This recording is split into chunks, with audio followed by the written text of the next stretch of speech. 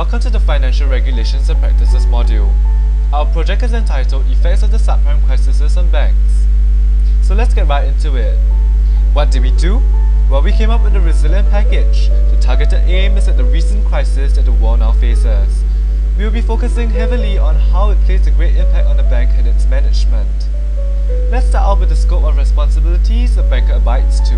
Now, the definition of a banker is an individual who advises their clients with regard to financial matters.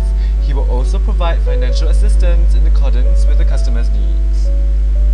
Moreover, he has to assess a customer's financial standing, introduce financial programs, and also make sure that they are all in compliance with the law. Next, we will discuss who is considered a bank's customer.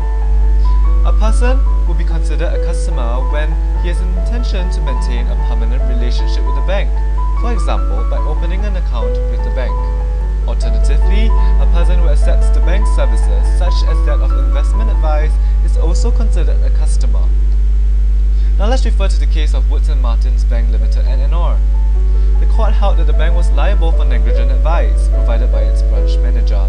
This is due to the fact that the bank-customer relationship is deemed to start at the time the bank agrees to provide a service it offered. The grounds were that giving investment advice was an established part of the bank's business.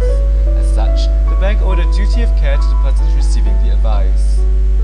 In our case, when the bank sells the mini-bonds to the customers, it owes a duty of care to the customer.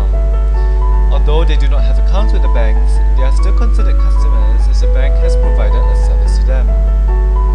So how did the subprime crisis evolve? Firstly, it is through misrepresentation of information given by various products. This happened because the bank staff were not well educated about the products. This led to the discrepancies which ultimately misled the investors or customers buying the products. Many of them were guided to think that they involved very low risks. So what are DBS high notes? They are high-risk investment products which many inexperienced investors were being misled to thinking it was a safe bond.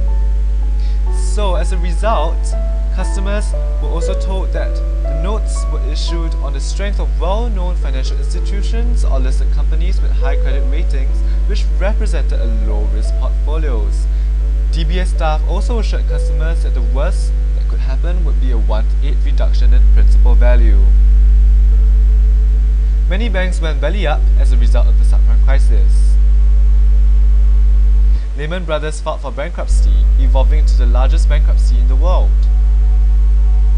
Financial institutions incurred huge amounts of debts due to default loans. Hence, many investors lost their faith in these financial institutions. Merrill Lynch is a fine example. The company met with financial difficulties and had to be bought over by Bank of America.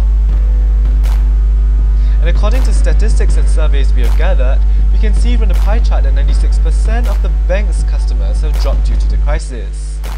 So you might ask, how do we regain confidence of the customers? Now, we'll take a look at the solutions to meet the needs of the bank's management. Firstly, we have to increase the trustworthiness between banks and their customers. This is to reinforce the safety and soundness of the institutions. We can do this by giving professional talks, which could be done by speakers who have been in the area of finance for a long time. This is so as to give less financially savvy customers a trial platform to learn about investing. Secondly, bank managers should educate themselves and their staff on the products in which they are selling. This is to ensure that there will be no false information or missing details to which the customer will have knowledge of before the purchase.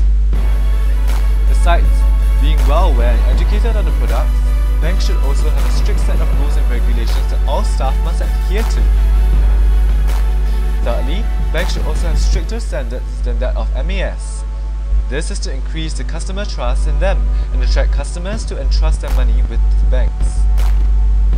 Now lastly, we could use credit selection to choose customers wisely before giving them a loan or providing services to them. Now this would act as a barrier of selection other than that of the ratings done by a rating agency. This is to ensure that the customers are worthy of a loan to be granted by the bank. So in conclusion, both the bank and customers should be vigilant when it comes to decision making. And with that, we have come to the end of the presentation.